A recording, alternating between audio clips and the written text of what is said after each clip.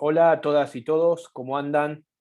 Bueno, tal como habíamos quedado, vamos a grabar la clase que corresponde al teórico de esta semana, del texto sobre selección de candidatos, métodos y consecuencias, ¿sí? De Hassan y Rahat, dos autores israelíes, que un poco engancha, digamos, o continúa la discusión que ustedes tuvieron con el texto de Tula y de Luca, también lo que van a ver con Olivares y Sherlis, en fin, continúa en realidad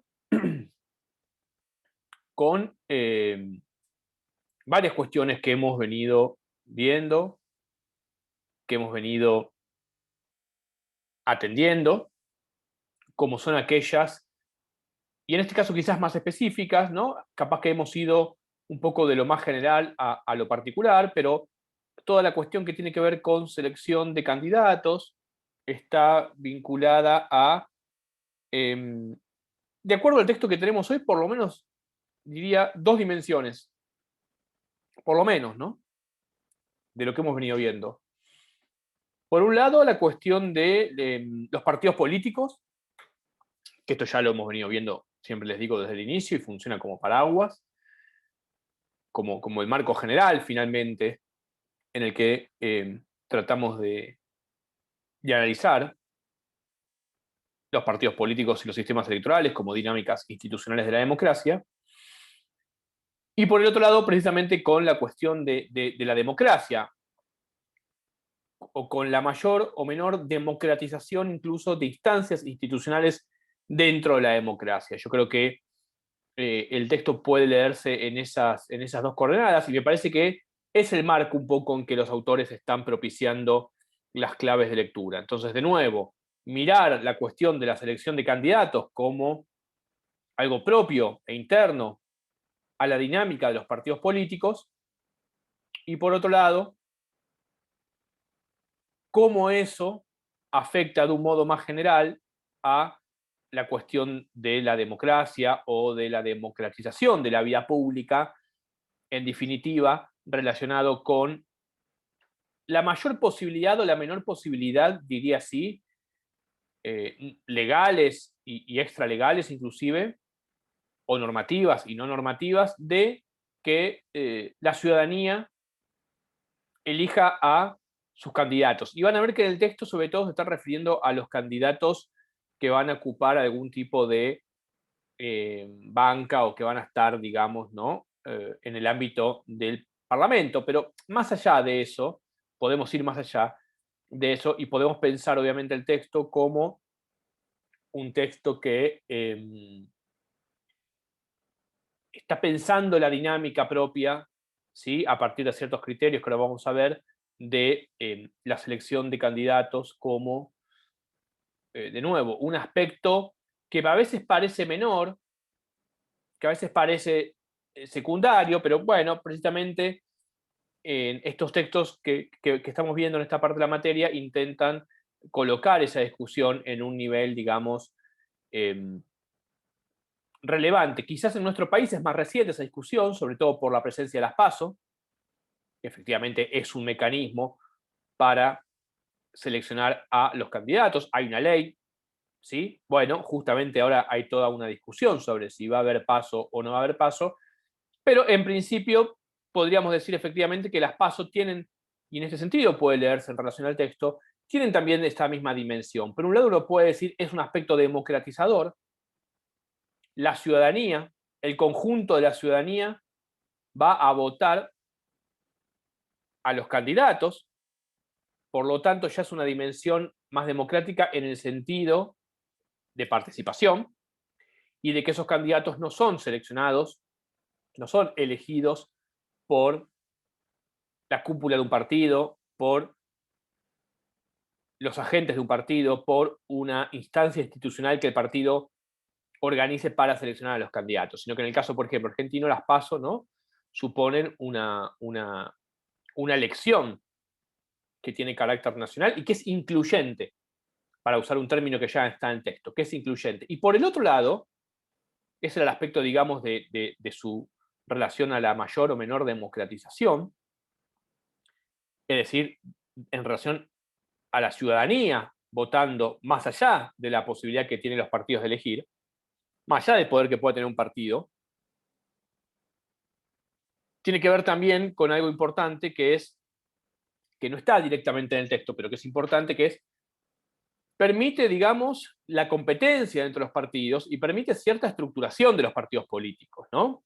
Eh, las PASO organizan, no solamente por una cuestión democrática, de graduación de mayor democracia, digamos, hacia el interior del partido, sino que también estructura las candidaturas de modo tal que eso hace a los partidos estructuras más sólidas, quizás también más competitivas, pero tiene que ver también entonces con la dinámica interna, con la lógica interna a los partidos políticos, algo que en el texto está muy marcado.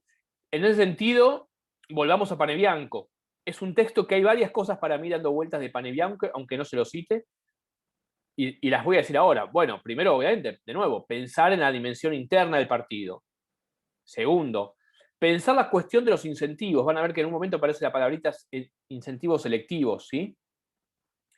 Es decir, los incentivos que un partido tiene respecto a sus miembros más activos, a sus miembros pertenecientes, a sus miembros más comprometidos, podríamos decir.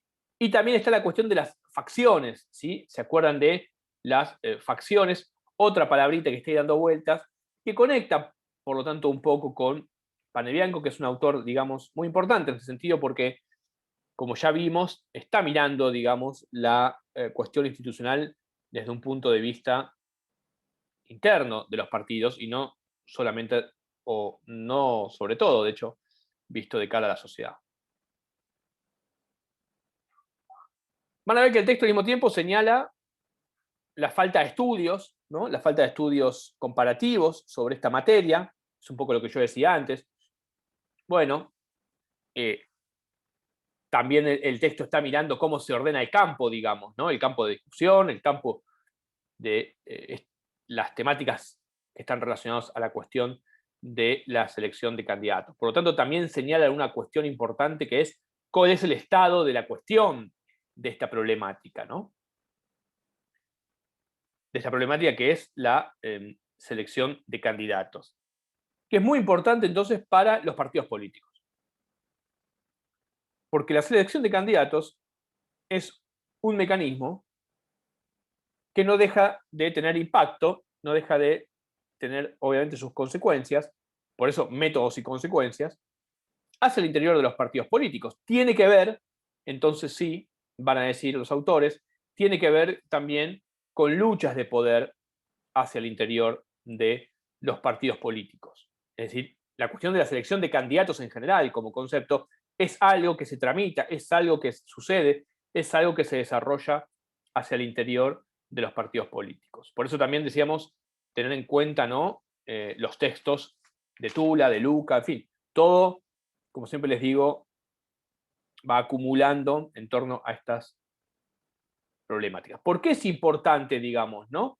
La selección de candidatos en los partidos políticos? Bueno, porque tiene que ver también con otra dimensión fundamental, con la del reclutamiento de los agentes, de los miembros de ese partido. Una cuestión también que está, a mi modo de ver, bastante presente, que es, y que tiene que ver también con Panebianco en cierta medida, que es la capacidad que tienen los partidos políticos de formar cuadros, la capacidad de construir sus propias referencias internas de los partidos. Algo que quizás uno diría, bueno, eso también es un punto bastante débil, ese también es un punto bastante crítico de la dinámica de los partidos políticos. Entonces, el reclutamiento es un aspecto fundamental en la selección y tiene que ver de nuevo con algo que yo decía antes, que es, ¿no?, las luchas internas de poder. El reclutamiento de esos que pueden o van a ser candidatos o postulan para candidatos, tiene que ver con luchas internas del poder. por nominar, por quiénes, y quienes tienen la posibilidad de decir, por ejemplo, vos sos candidato y vos no sos candidato.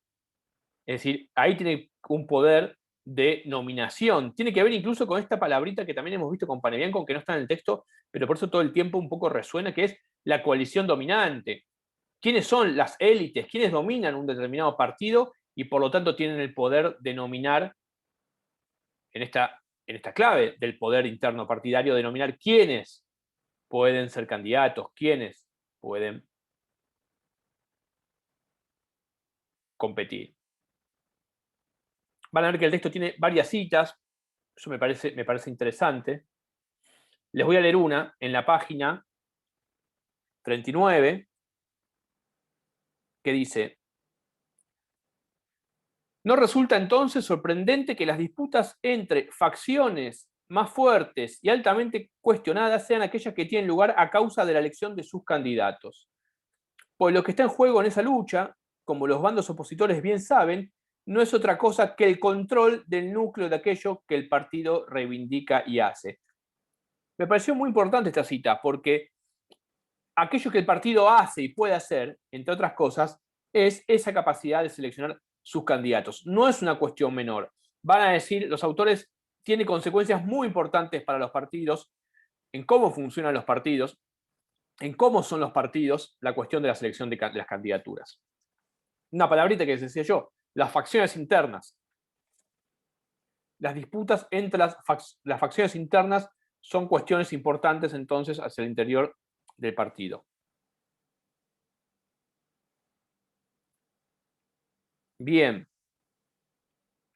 Van a ver también que hay algunas cuestiones de precisión, diríamos, metodológica, que tiene que ver que cuando estamos estudiando entonces la selección de candidatos, tenemos que prestar atención a que estamos mirando, dicen los autores, una unidad de análisis. Nuestra unidad de análisis, nuestra unidad analítica para observar la cuestión de la selección de candidaturas es el partido político. El partido político es la unidad de análisis a estudiar. Por eso, de nuevo, bueno, esto también obviamente conecta y está muy relacionado, y van a ver que más adelante en el texto aparece, con, por ejemplo, los cupos, con, por ejemplo, si efectivamente se toma la decisión de que haya en una lista, y por lo tanto en una representación parlamentaria posterior, si hay cupos asignados, por ejemplo, a la cuestión de género. Si tiene que haber un cupo límite. Bueno, en el caso de Argentina ya hemos visto que eso, por ejemplo, es una normativa, es muy importante, y tiene que ver también, por lo tanto, entonces con analizar los partidos políticos, ¿sí? Como unidad de análisis, como dicen ellos, ¿no? Y van a proponer 4 métodos, digamos, ¿no? Sobre la selección de candidatos. 4 criterios, ¿no? Para clasificar el selectorado, lo que se llama el selectorado, la candidatura, la descentralización y la votación versus el nombramiento. Una palabrita, una cuestión antes, ¿no? El selectorado, que aparece como uno de estos criterios para analizar la cuestión de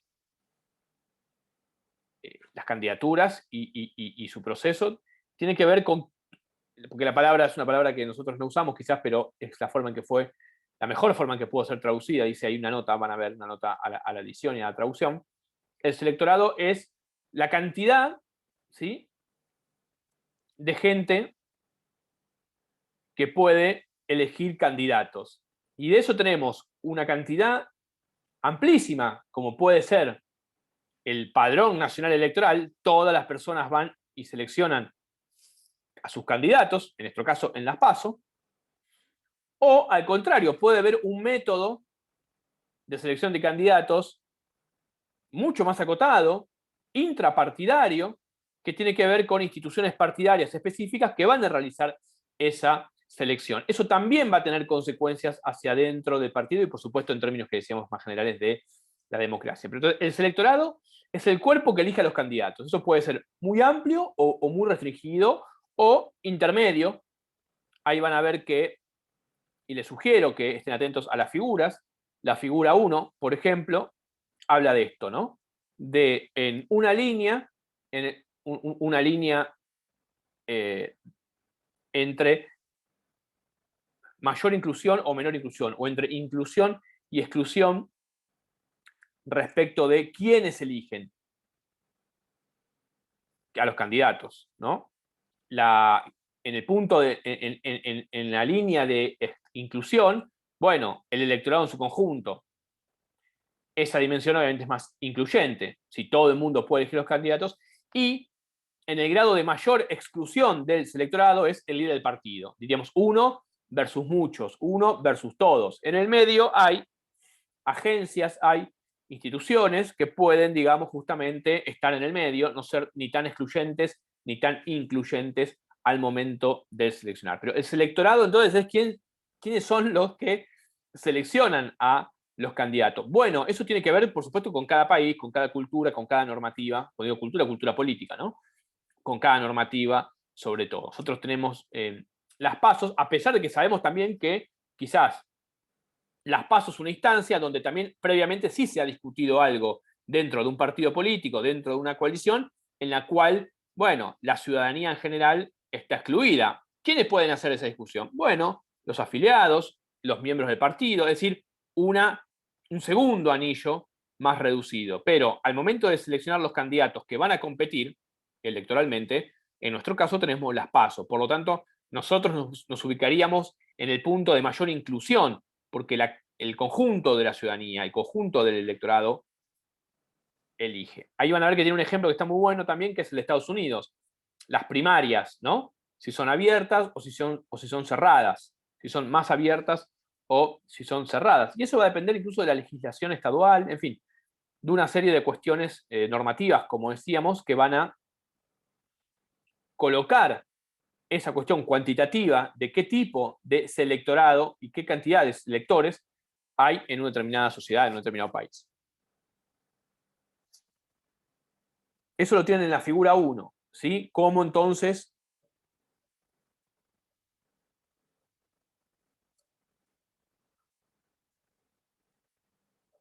el electorado puede, digamos, obviamente variar? Por eso le decía, entonces en la página 40, ¿sí? El caso de Estados Unidos es interesante para ver internas más abiertas o más cerradas, ¿no? Las nuestras son abiertas, ¿no? Primarias abiertas, como dice su nombre, ¿no? Ahora, puede haber elecciones internas partidistas, ¿no? Y esas las deciden los miembros del partido y listo. Estamos en otra dimensión, en una dimensión mucho más excluyente, en una dimensión que corresponde entonces a un tipo de selectorado, a un tipo de miembros, de grupo, de personas que eligen. Les quiero leer una cita buenísima que está en la página 41, que sería un poco quién puede ser candidato, ¿no? Y es una referencia, ¿no? Pasando del selectorado ahora a la candidatura, ¿quién puede ser, ¿no? Que sería el punto 2 de estos 4, ¿quién puede ser el candidato? Dice lo siguiente. Esto es de el Partido Socialista Belga. Miren ustedes lo que dice. Mientras los requisitos exactos varían de una circunscripción electoral a la otra, generalmente estipulan que para presentarse a la lista de las elecciones primarias, de nuevo, para presentarse las listas de las elecciones primarias, los aspirantes deben haber sido miembros del Partido Socialista, de una cooperativa y de la Asociación de Seguros por lo menos 5 años antes de las primarias. 2. Haber efectuado compras anuales mínimas a la cooperativa socialista. De nuevo, Partido Socialista Belga, ¿no? 19, esto es de los 70. 3. Haber sido un suscriptor regular del periódico del partido. 4. Haber enviado a sus hijos a escuelas estatales y no a escuelas católicas. Vean lo que es toda la cultura socialista, además. 5. Tener a su esposa e hijos inscritos en la Organización de Juventud y Mujeres. Estas condiciones, de hecho, conllevan a que el candidato ejerza como miembro de una subcultura antes de ser elegido para presentarse a las sesiones legislativas. Tiene que tener todas estos rasgos, estos atributos para presentarse, si quiere, digamos, presentarse como aspirante al Partido Socialista. Es muy interesante, entonces, esta cuestión de pertenecer a una cultura y pertenecer dentro de la cultura de ese partido, una subcultura activista, antes de ser elegido. Entonces, ¿quién puede ser candidato? Bueno, en el caso del Partido Socialista Belga, en ese momento, es una persona que cumple con todos estos requisitos. Es decir, que no puede venir de afuera, sino más, y decir, me presento, ¿no?, para ser candidato del Partido Socialista. Quizás eso hoy es más probable, cuando siempre hablamos de la despartidización, de los outsiders, de los nuevos actores, etcétera, etcétera. Pero ahí vemos que los partidos pueden poner, obviamente, estas cláusulas.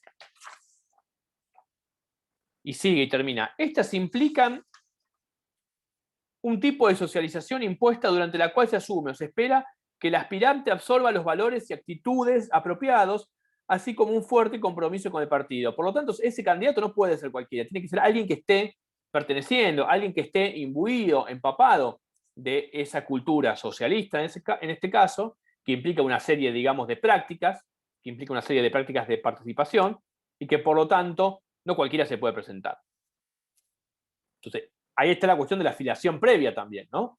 De nuevo, reminiscencias de Panebianco cuando piensa también la cuestión de si un miembro o un sujeto es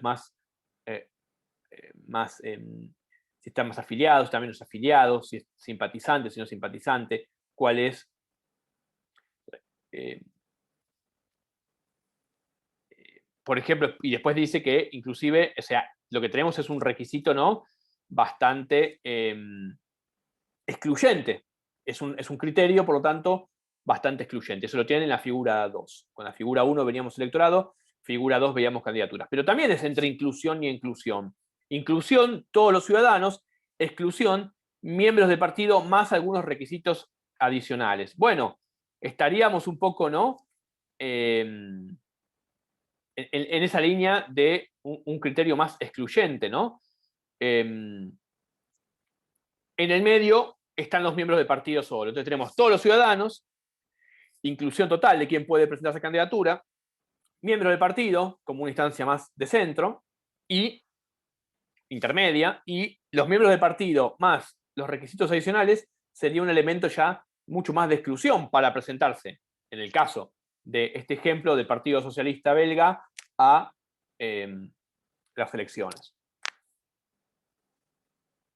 Inclusive dice, por ejemplo, hasta el excluyente Partido Comunista Italiano incluyó no miembros como candidatos. Fíjense ustedes que inclusive el Partido Comunista Italiano, un partido bastante rígido, en el sentido de la construcción de una identidad fuerte, un partido, digamos, con una organización potente, donde pertenecer o no pertenecer obviamente no era lo mismo. Inclusive el partido, ¿no?, comunista tenía la posibilidad de que haya candidatos que no sean miembros del partido, que se presenten, ¿no?, como posibles candidatos. El tercer punto es lo que ellos llaman la descentralización, ¿no?, que va a tener que ver con dos cuestiones, la descentralización. O sea, los métodos de selección de candidatos de los partidos pueden tener, a partir de la descentralización, dos criterios. Lo que va a ser un criterio territorial y un criterio funcional.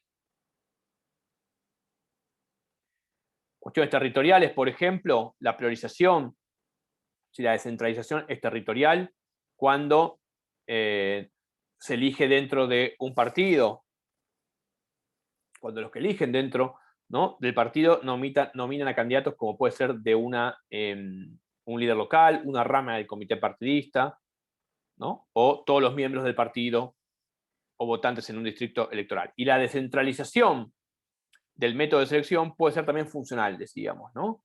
Y eso tiene que ver más, que me parece que quizás es más interesante para nosotros, asegurando representación, ¿no?, a miembros de grupos como sindicatos, mujeres, minorías, ¿no? Entonces, territorial y funcional, ¿no? La funcional, esta última, sobre todo, ¿no?, tiene que ver con o de lo que hemos visto nosotros y lo que se discute mucho, ¿no?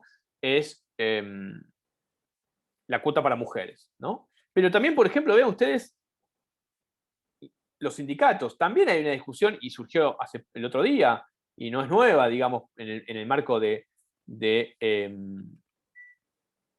en el marco del peronismo, en el marco de Frente a Todos, cómo el sindicalismo reclama lugares en la lista, cómo el sindicalismo, que también sabíamos, por todo lo que hemos visto antes en términos de partidos, incluso por lo que hemos visto con Pan en Bianco y otros textos, que los sindicatos, ¿no? Muchas veces son actores fundamentales de algunos partidos, y en este caso estarían, en nuestro caso, ¿no? Estarían reclamando una participación política mucho más directa dentro de un movimiento, dentro de un frente, dentro de un partido amplio, heterogéneo, como es, por ejemplo, el peronismo. Están diciendo, no, además, que haremos representación, queremos participar de las listas.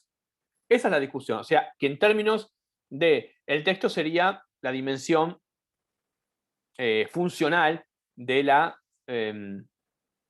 descentralización. Incluso también se habla muchas veces como lo que se llama los asientos reservados. De nuevo ahí entra la cuestión de la cuota para mujeres, por ejemplo. Ya hay una cuota reservada, hay unos asientos reservados que tienen que ver con que la asignación de esas bancas están reservadas a un porcentaje determinado de cupo femenino, de cupo de género. De nuevo, que también, digamos, tiene un impacto sobre, y eso sí ya es normativo, obviamente, y regulado, tiene un impacto sobre lo que podríamos pensar es no solamente el funcionamiento interno de un partido, sino ya a nivel mucho más democrático general. Podríamos, por lo tanto, también medir la democratización de un sistema de partidos por colocar una variable que podría ser el cupo de género o la capacidad de incorporar por ley, por ejemplo, a esas minorías que históricamente estuvieron subrepresentadas, ¿no? En los partidos y por lo tanto en la sociedad. Si miramos la relación entre representación parlamentaria y mujeres que ocupan el Parlamento y la cantidad de mujeres que existen en una sociedad, que además son mayoría, claramente hay una subrepresentación de esos sectores sociales, de esos sectores en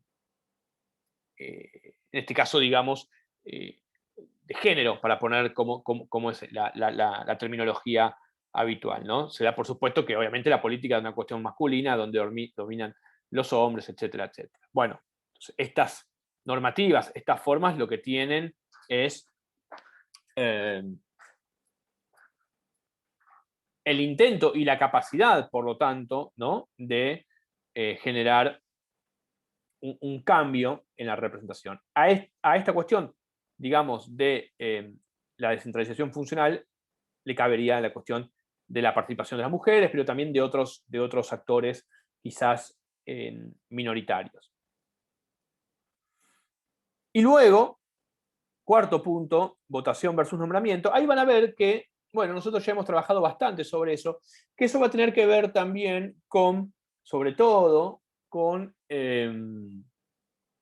los tipos de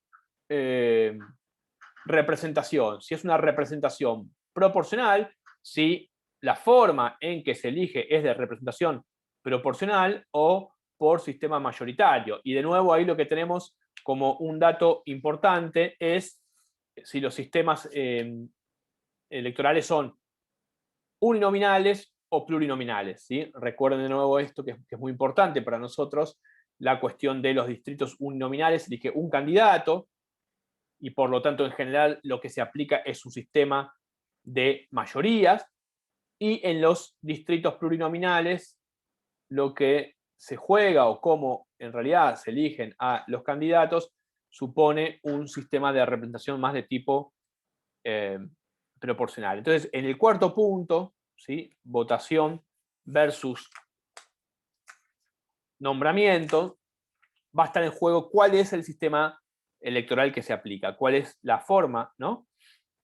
Les leo un párrafo en la 46. Hay una conexión entre el sistema de votación utilizado en el nivel final del proceso de selección de candidatos y el sistema electoral nacional. Selección de candidatos conectado con el sistema nacional electoral. Donde las elecciones nacionales se realizan en distritos uninominales, el sistema de votación empleado en el proceso de selección de candidatos debe ser mayoritario, para así producir un solo candidato. ¿Sí? Lo que hemos visto con el modelo de Westminster, recuperar lo que vimos la clase pasada, más la clase de De Luca. Por ejemplo, la votación de desgaste fue utilizada por los partidos conservador y laborista británicos en la etapa final de su proceso de selección, mientras que los liberales utilizaron el método mayoritario de voto alternativo. Bueno, ahí empieza con algunas disquisiciones más finas. Pero lo que importa entonces es esta conexión entre el tipo de sistema electoral y el tipo de distrito, ¿sí? Uninominal o plurinominal, mayoritario o de representación proporcional.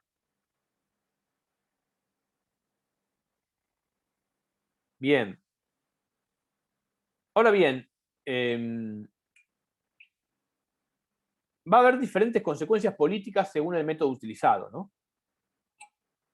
Habíamos visto que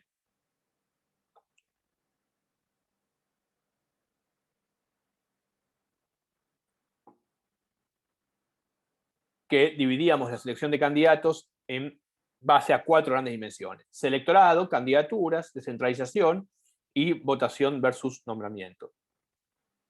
Los diferentes métodos utilizados, ¿sí?, a través de estas dimensiones producen, por lo tanto, diferentes consecuencias políticas. Sin embargo, de todas esas, van a decir ellos, esa es la categoría, la clasificación del selectorado, ¿no? Es quien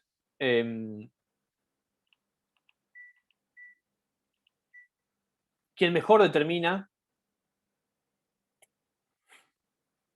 las consecuencias, ¿sí?, de largo alcance. Por lo tanto, lo que van a mirar ellos ahí es las consecuencias políticas de la inclusión del selectorado, es decir, cómo el selectorado y qué tipo de selectorado, ¿no?, es más importante y qué impacto el selectorado como la dimensión más importante, qué impacto, ¿sí?, va a tener en otras dimensiones que ahora vamos a nombrar. Entonces, de nuevo, recapitulando, de esas 4 formas de clasificación posible, el selectorado es la más importante por el mayor impacto que puede tener. Bueno, decíamos entonces que de esas 4 es el selectorado, ¿sí?, la que para ellos más impacto va a tener, porque va a tener que ver con una distinción entre cantidad y calidad de participación, ¿sí? Recordemos de nuevo que el selectorado eran la cantidad, en principio una dimensión cuantitativa, ¿cuántos podían participar? ¿Solamente unos miembros del partido pueden elegir candidatos o el conjunto de la ciudadanía? Bueno, eso tenía que ver con un sistema de inclusiones y exclusiones y por lo tanto, cuál es la dimensión de ese selectorado para elegir candidatos. Por supuesto que uno supone que más democrático es un sistema de selección de candidaturas donde mayor participación hay, porque incluye a una porción, porque incluye a un selectorado más amplio. En principio, eso tiene que ver con una cuestión cuantitativa, pero también cualitativa.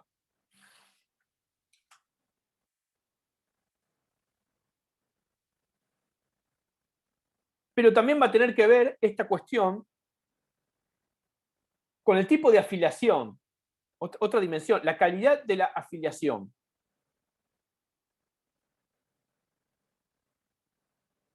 Acá el texto plantea algo interesante, que es que algunas afiliaciones a los partidos se hacen puramente o de forma instrumental, muchas veces, para poder votar a los candidatos. Supongamos que un partido solamente, en realidad, lo que hace es decir que solamente sus afiliados van a poder participar del proceso de selección. Supongamos, ¿no?, que ese sería el método. Bueno, mucha gente puede ir a afiliarse. Uno podría pensar que eso es un estímulo de la participación, al compromiso ciudadano, etcétera, etcétera, etcétera. Pero depende de la calidad de ese tipo de afiliación, va a decir los autores.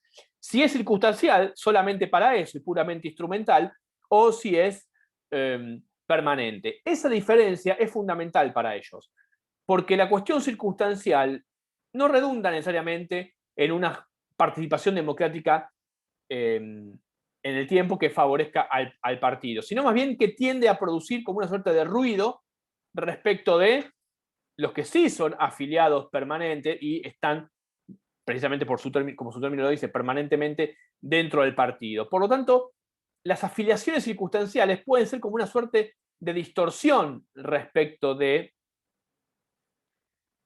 la calidad, digamos, de esa afiliación. Una calidad mayor o una calidad no tan mayor. Les leo una partecita que me parecía importante porque además remetía a la idea de incentivos selectivos en la página 49. Dice, una política más inclusiva es probable que erosione también en el largo plazo el núcleo leal de los activistas del partido. Potenciada e igualitaria, la participación política en la selección de candidatos daña la estructura diferencial de incentivos o incentivos selectivos en los partidos cuando los privilegios de aquellos activistas leales por largo tiempo son igualados a los de aquellos afiliados nuevos, temporales y desleales. Vean ahí también, bueno, una cuestión que vimos, ¿no? Lealtad, no lealtad, cómo en realidad un mecanismo de apertura, ¿sí? Un mecanismo en principio supuestamente democrático de inclusión de la posibilidad de que afiliados participen, en realidad lo que hace es desincentivar, generar una competencia interna con aquellos que son leales históricamente y que no son, digamos, ahora circunstanciales. Por lo tanto, ahí también hay una cuestión importante respecto a la mayor calidad o menor calidad de la afiliación de un determinado partido en términos de participación. Siempre la clave de lectura ahí, el ítem, es participación. Bueno, a priori uno puede decir una mayor participación es mejor. Bien, ok, es más democrático. Sí, pero si esa participación tiene que ver con una lógica de afiliarse a un partido, ahí ya es distinto que si la elección de los candidatos es una elección nacional donde no hay que afiliarse, simplemente hay que ir a votar como un ciudadano y uno puede votar obviamente al partido que más le guste, como es nuestro caso, o que le parezca mejor.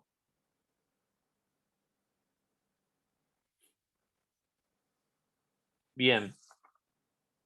Después van a ver también que está la cuestión de la representación, el segundo punto, dentro siempre del electorado. Dijimos, el electorado es el aspecto más importante y cómo.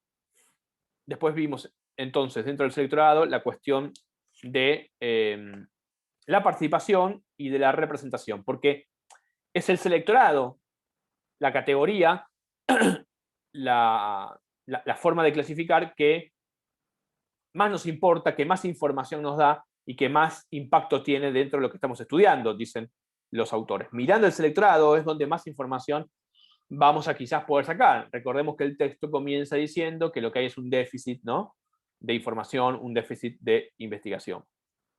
Y ahí también se van a jugar dos nociones de representación, ¿no? Algo que también hemos visto y lo que ya han cursado sistemas políticos comparados también han transitado por esto, la representación como representación de ideas, ¿no? La representación como los representantes, los candidatos reflejan, ¿no?, las creencias políticas de sus votantes, y la representación como presencia, ¿no?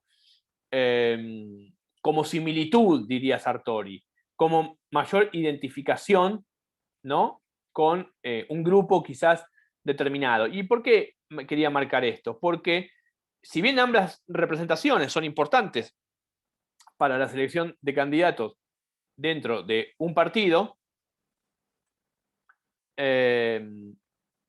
los partidos, dicen los autores, tienden cada vez más a restringir las opciones de su electorado para asegurar la representación como presencia. Por ejemplo, particularmente la cuestión de las mujeres. Entonces, una es la representación de ideas, más general, digamos, y la otra idea de representación es una representación más por presencia o por similitud, podríamos decir, ¿no? En este caso, asegurando una participación y una representación, ¿sí?, de las mujeres. Entonces, dos ideas de representación.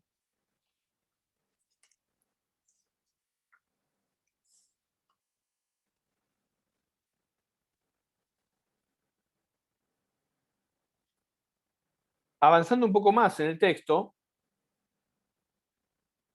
también va a aparecer la cuestión de la responsabilidad, ¿sí?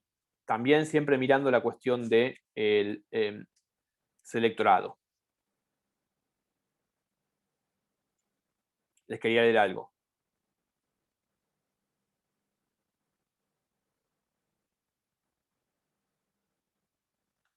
Un enfoque destaca que, en la idea de responsabilidad, página 51, ¿sí?, Un enfoque destaca que hay una relación negativa entre la inclusión y la cohesión partidista, dado que el papel de los actores no partidistas en la selección de candidatos aparece como un aumento de la inclusión del selectorado y su importancia como objeto de responsabilidad. Los legisladores que fueron electos por un comité nominador pequeño le deben su posición a los líderes del partido y tienden a ser, antes que nada y sobre todo, jugadores del partido.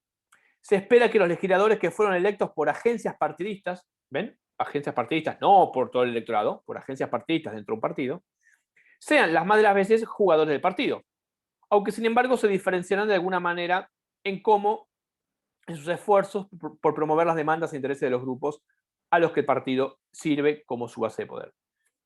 Aquellos legisladores electos en primarias necesitan de la ayuda de actores no partidistas. De nuevo, aquellos legisladores electos en primarias necesitan de la ayuda de actores no partidistas con el objetivo de llegar a una audiencia masiva, fluida y de alguna manera apática. En los electorados más incluyentes, los candidatos necesitan de mediadores que puedan proveer los recursos necesarios para dirigirse a un número elevado de miembros del partido. Aquellos capaces de proveer los recursos financieros necesarios para dirigirse a un gran electorado, etcétera, etcétera. Bueno, ahí entra la cuestión entonces de la responsabilidad, por un lado,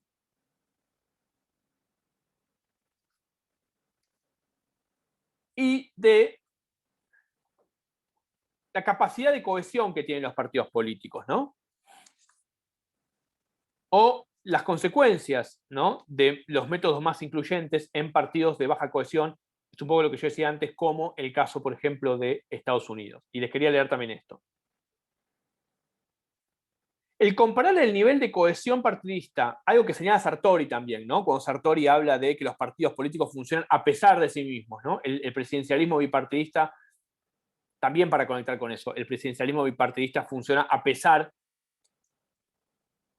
de los partidos políticos, de los dos partidos políticos fundamentales. El comparar el nivel de cohesión partidista en el Congreso de los Estados Unidos con el de otras democracias occidentales permite ilustrar este punto. La cohesión relativamente baja de los partidos estadounidenses puede explicarse por su apego a los métodos extremadamente incluyentes de selección de candidatos. Los candidatos seleccionan su etiqueta partidista con poca participación en las instituciones de los partidos. En muchos casos, donde la cohesión es más alta, los partidos como tales tienen la posibilidad de expresarse en torno a la cuestión de la selección de candidatos. Aun cuando un gran número de partidos permite a sus miembros un papel crucial en la selección de candidatos, la afiliación en sí es mucho más excluyente que en los Estados Unidos. Los partidos de Europa Occidental aún establecen ciertos límites formales e informales a la candidatura. Y los partidos estadounidenses han perdido gran parte de su control sobre la selección de candidatos. Ven ahí que de vuelta está la cuestión de la restricción o de la no restricción en relación a los efectos que puede tener dentro del partido político. Un partido político súper incluyente para la selección de sus candidatos puede también perder cohesión. O sea que un selectorado más incluyente puede declinar en la cohesión partidaria.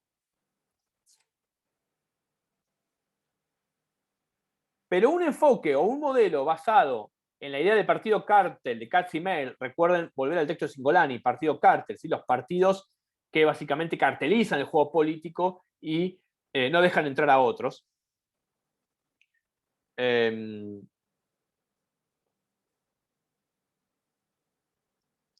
Esto lo tienen en la página 52, y es un enfoque basado en la lógica del partido cártel, donde se sostiene que electorados más incluyentes aumentan el poder de las élites partidistas y ayudan a mantener los niveles de cohesión partidaria. Entonces, habría también una lectura alternativa.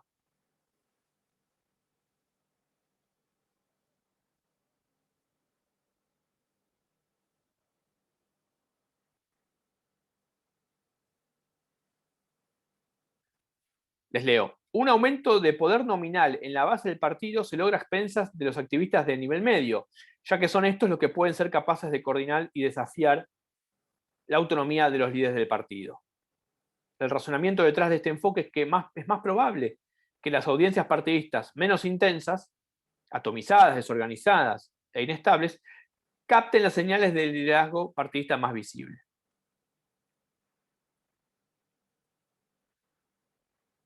Entonces, ahí observar un poco, ver en esta cuestión, recuerden que estamos en la dimensión de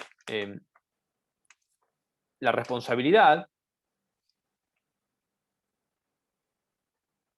cuánto influye en los partidos, o cuánto puede influir en los partidos, un selectorado más amplio o un selectorado menos amplio. ¿Por qué? Bueno, porque de nuevo, la dimensión del electorado va a tener consecuencias políticas sobre la selección de candidatos. No necesariamente una mayor democracia deriva ¿no? Una mayor democracia en el sentido de una mayor inclusión deriva en una mayor democracia en otra dimensión, ¿sí? Porque efectivamente eso puede internamente, ¿no?, afectar al partido. Y esta parte me interesaba leerlo sobre todo. Por otro lado, estamos en la página 53.5, democracia intrapartidista. Por otro lado, los partidos que seleccionan sus candidatos por medio de primarias cuentan con altos niveles de participación, pero casi no logran un balance respecto de la representación.